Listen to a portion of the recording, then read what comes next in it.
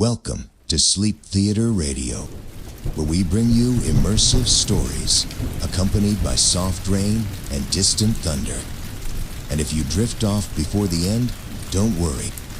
Our stories are divided into chapters, so you can pick up right where you left off. Tonight's story is Crystalis, Ashes of the Tower, a dark and gritty reimagining of the NES classic. In a world born from fire and ruin, one man awakens with no name, no past, and a single purpose: to wield the legendary blade Crystalis and bring down the tower that enslaves Earth. But the path is lined with horrors, ancient powers, and the shadows of what he once was. Victory may save the world, but it may also cost him everything. If you enjoyed tonight's story, please remember to like this video, subscribe to the channel, and hit the bell icon so you won't miss our next story. Thanks, it helps more than you know. Prologue: The Fall of Civilization. 1997 AD. The final war scorched the sky and drowned the world in flame. In the ashes, the tower rees, first as a beacon of hope, then a symbol of tyranny. Now, a century later, the world breathes again, but under the shadow of a dark god and human's end. A man awakens, beneath fractured glass domes and overgrown metal. No name, no past. Only a whisper in his mind. The time has come. His skin bears the mark of the ancients. His breath fogs in the chill air Mount Saber, and in his fists, a sword hums with forgotten power. Chapter 1: Awakening on Mount Saber. The hiss of frost cracked the silence. He gasped for air, coughing against the cold. A layer of dust and frost covered his skin like a shroud. Metal walls, warped by time and vines, surrounded the narrow chamber. Snow sifted through and shattered the viewport above. Lights, once bright, now flickered with the dying energy of the old world. He sat up, pain lanced through his head. No memories, no name, just instinct. He looked down and saw a symbol glowing faintly on the back of his hand. A crescent cradling a star, the mark of the ancients. A metal pod hissed shut behind him. He had awoken from cryostasis, but why? Outside, Mount Saber groaned with the weight of endless winter. The facility clung to the mountain like a dying parasite, half buried in snow and time. He took a cloak from a rusted locker and ventured into the howling wind. The sword lay embedded in a stone altar just beyond the entrance, untouched by decay. As he approached it, it shimmered with a blue flame and folded itself into his grasp. It whispered to him, Crystalis. Not just a name, a weapon, a purpose. Sudden movement, figures in the distance. Ragged men with dead eyes, warped in animal hides, and crude gas masks approached him from the white. Raiders. The weak were their prey in this new world. He held up the blade, its edges sang, and when the first raider lunged, Crystalis pulsed blue and severed him in mid-charge. The others hesitated, but not for long. He fought not like a man, but something more. Every slash deliberate, every movement precise. The sword drank the cold and turned it into fire. By the time the last body hit the snow, he was breathing heavily, but he stood alone.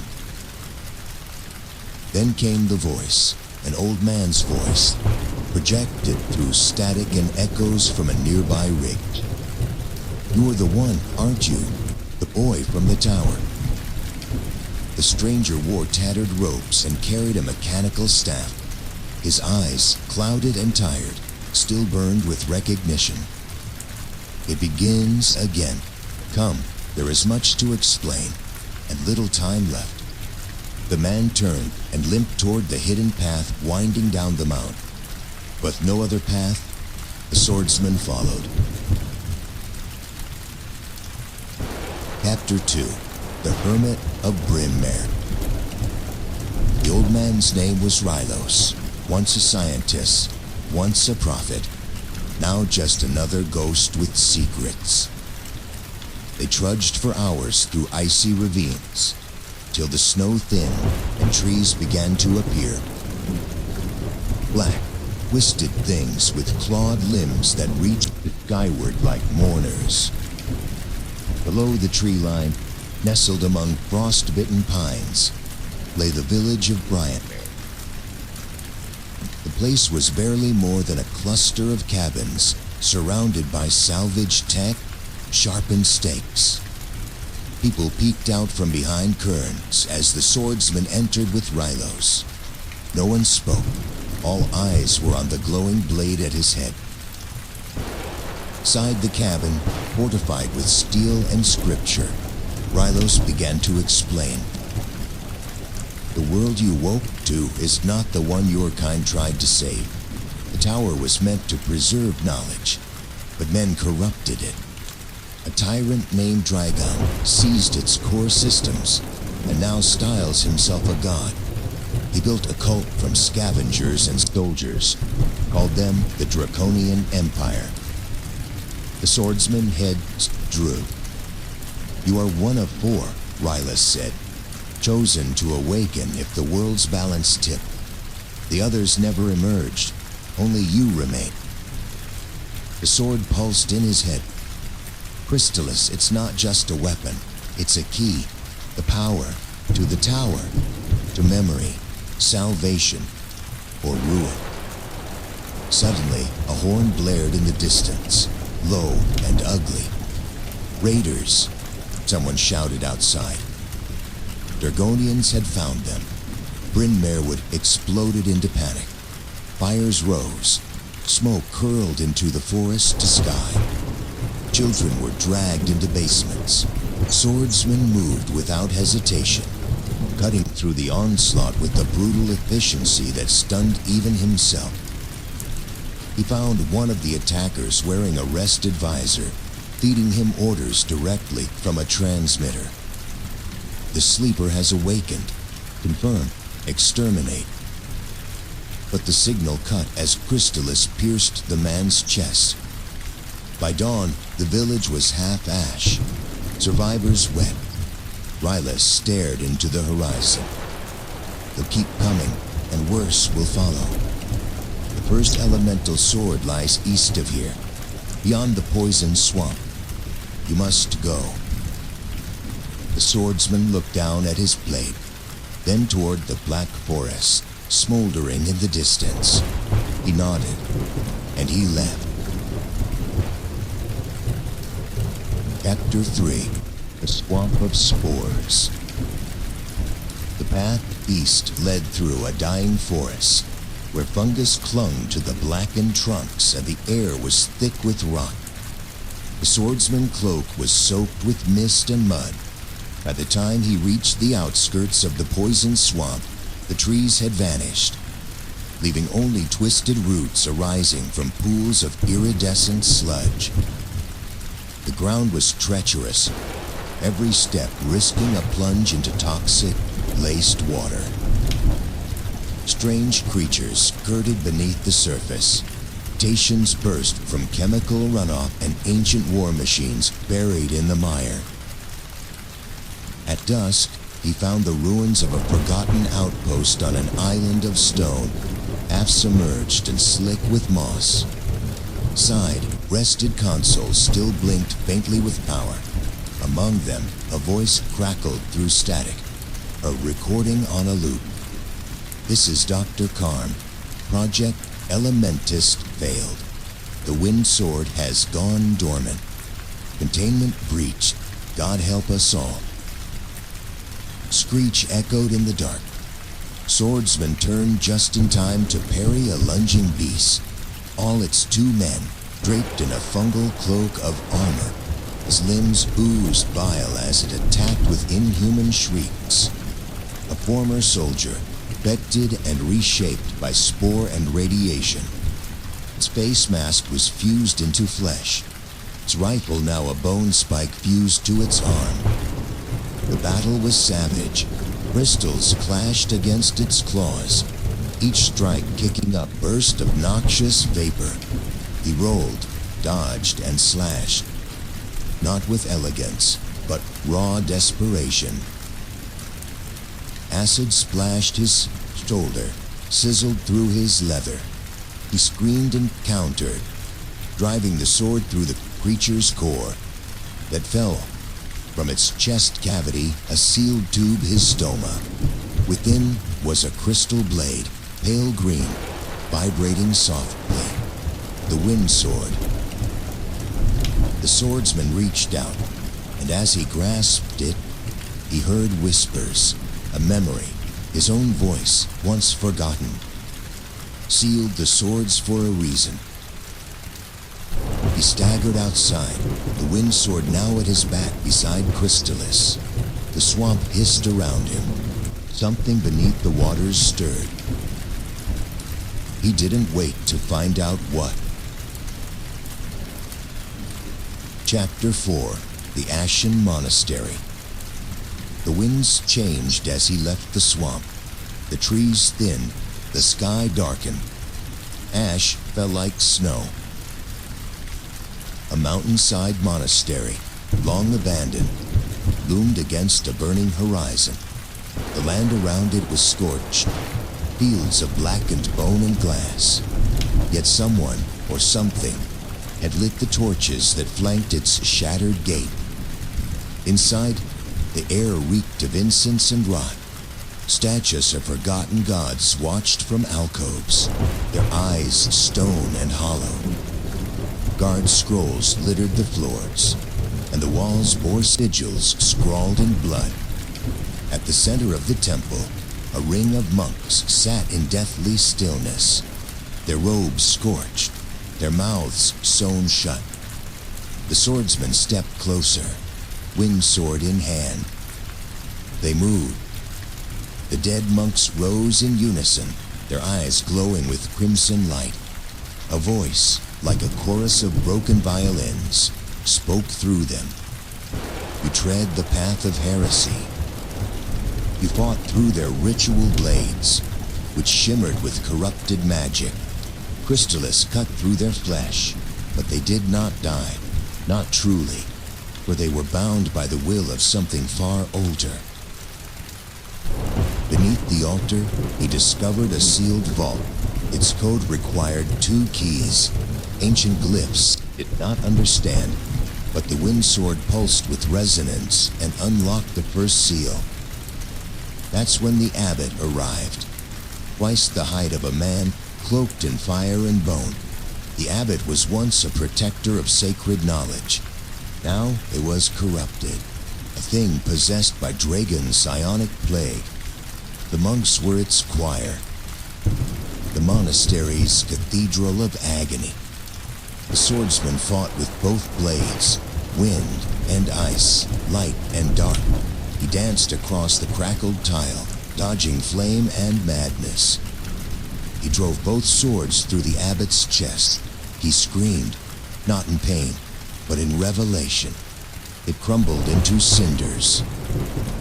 At the heart of the vault, he found another relic, a map etched into crystal. It showed the 4 elemental temples and a path leading to the tower. As he left the monastery, the ash turned to snow once again, but the sky remained red. Chapter 5. The Blood Forest. The swordsman moved south, guided by the crystal map. Days passed in silence, his wounds healing slowly beneath layers of ash and grit.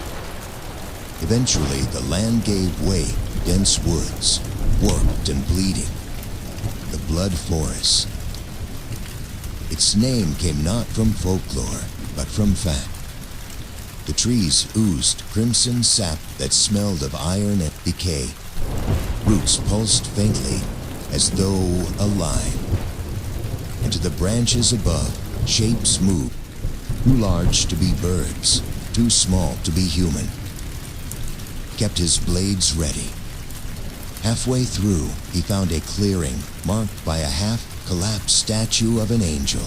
Its wings are shattered. Beneath it, the woman knelt, her hands bound by thorny vines. Her lips were sewn shut. Her eyes were open, terrified. Her name was Kylie, former priestess of the Leaf Temple. She had been captured by the Dragonian cult while searching for the Earth Sword. When her voice returned, it was hoarse, but clear. They feed the forest of blood. It listens. It grows hungry. Before they could move, the forest responded. Roots erupted from the soil, dragging corpses from shallow graves.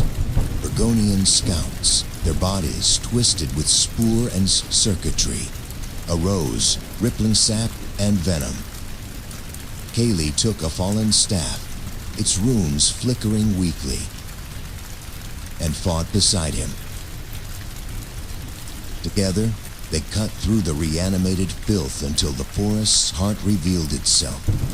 An ancient guardian called Verdant Mal, a beast made from root and sinew, pulsing with stolen life. Its breath was poison, its roar thunder.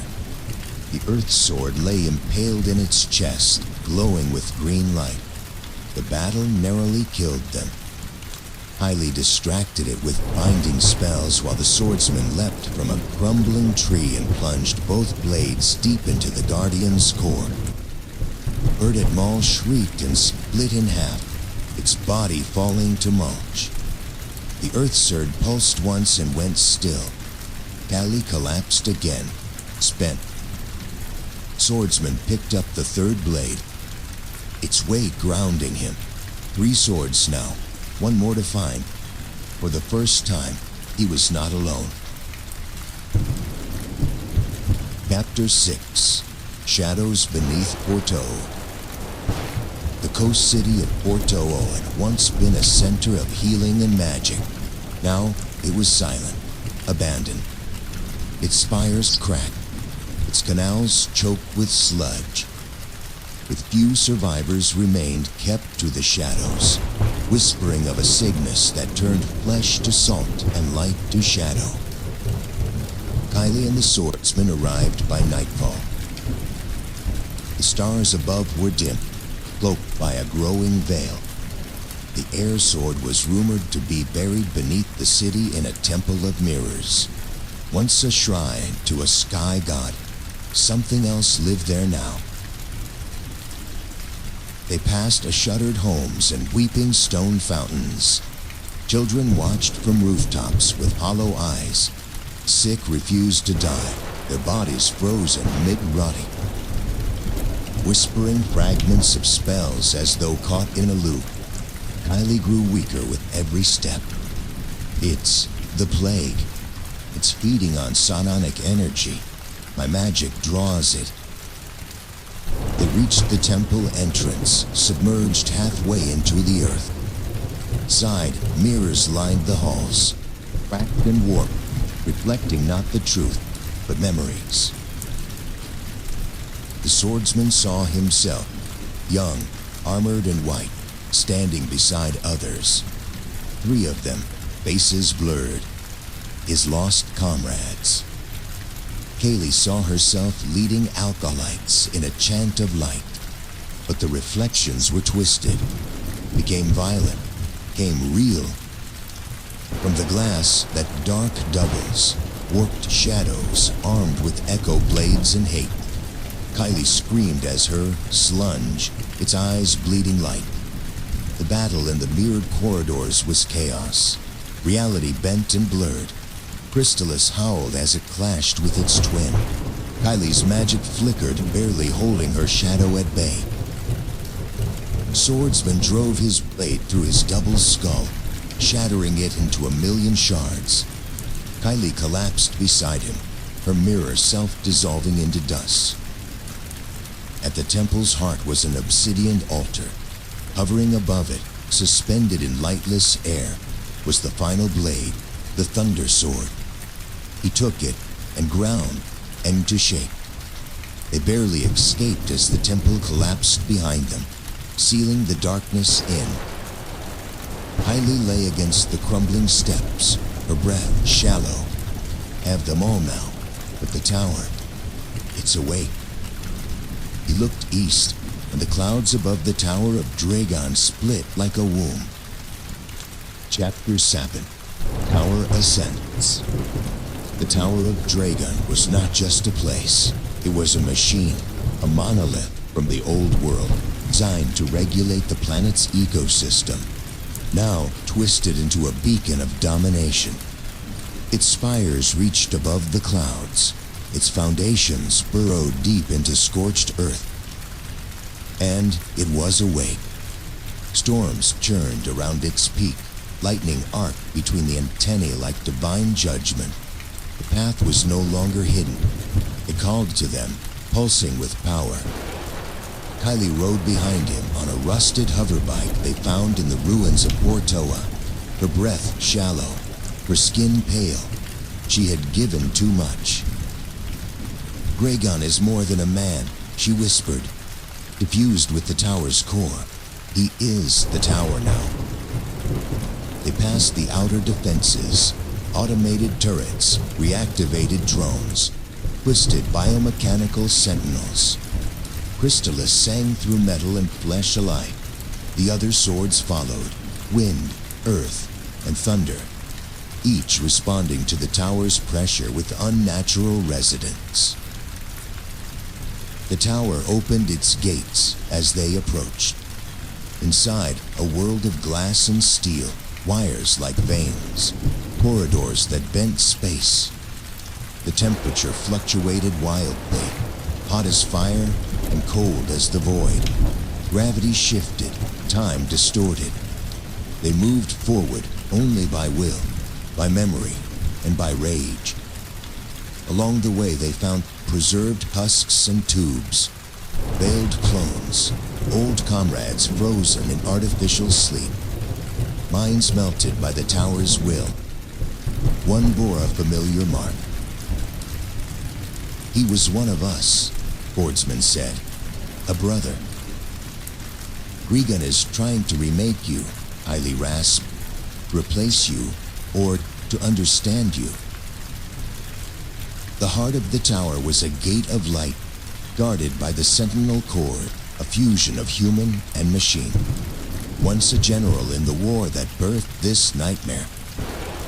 Spoke in multiple voices, male, female, synthetic, ancient. You were meant to sleep. You were meant to forget. But you remembered. The battle was brutal. Sentinel's body split and reformed, slims morphing into plasma blades, railguns, serpents of code. Kylie cast her last remaining strength into a warding spell, shielding the swordsman as he fought.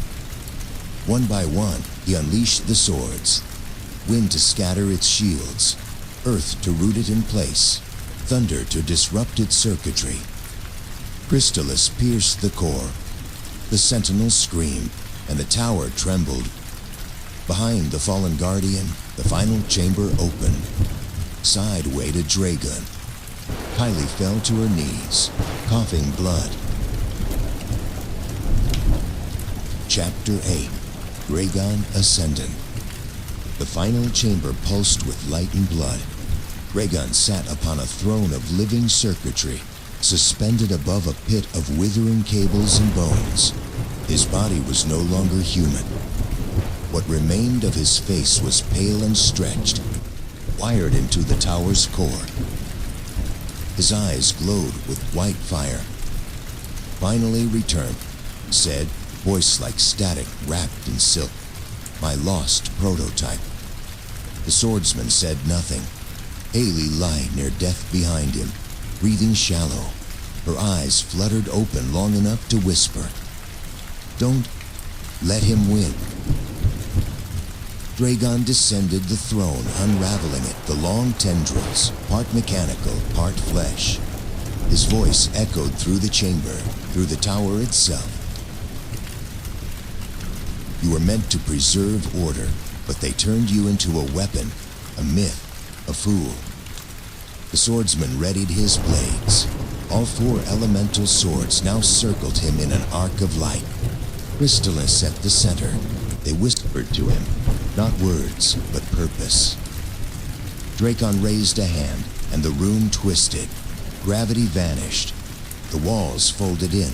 Memories, lies, screams flashed in the air like static. The battle began. Wind cut through Draygon's illusions.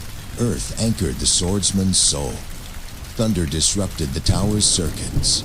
Crystalis reached into Draygon's core, hauling out to what little humane he remained. You are one of us, the swordsman hissed. You chose this. Draygon roared. It expanded. A monstrous limbs sprouted, faces emerged from its chest, all screaming. Energy beams lanced across the chamber, carving molten paths into the floor. Kylie cried out once more, to cast her final spell, the seal of containment. It locked the chamber, bound the tower's power, and weakened Draygon's grip just enough. The swordsman struck. Crystalis sank into Dragon's core, piercing the tower's heart. Everything went silent. Then, a scream, a blast, a collapse. The tower shuddered, systems failed, and the sky cracked. The swordsman fell to his knees beside Skyly as the world began to shake apart. He reached for his hand, smiled. Then she was gone. He rose, alone, amid the smoking ruin of the false god. Above him, the tower began to fall. Chapter 9, Crystalis Reborn. The tower collapsed, not in fire or ruin, but silence. Its lights died, signals ceased. Storm above unraveled. The world held its breath as a structure that once dictated nature and tyranny alike fell quiet. And from its shattered peak, one man emerged. Swordsman, cloaked in ash, his eyes hollow. Crystalis no longer glowed, deposed faintly, no longer a weapon, but a relic of purpose fulfilled. The other swords had vanished in the blast, scattered or consumed. Buried Kylie at the mountain's base, beneath a tree untouched by light. Her staff rested at her side. Around her, green returned to the earth. Time. People emerged from hiding. Survivors, scavengers, elders who remembered what the world had been before it fell. They whispered of a man with no name who ended the reign, the machine god. But the swordsman had no desire for legends. He walked the ruined earth alone, searching, not for battle, but for meaning, for peace. Sometimes he would sit beneath the stars and listen for her voice in the wind. Other times he would dream of the tower, rebuilt, not as a weapon, but as a beacon. One day, he vanished. Some say he ascended with the spirits of the ancients. Others claim he returned to the mount, sleeps once more. But those who find him, wandering, watching, waiting, know one thing. Crystalis still lives. Should the world lose its way again, so will he. And that is the end of our story for tonight. If you're still with us, please enjoy the sound of quiet rain, distant thunder as you drift off to sleep. And until next time, pleasant dreams, listener.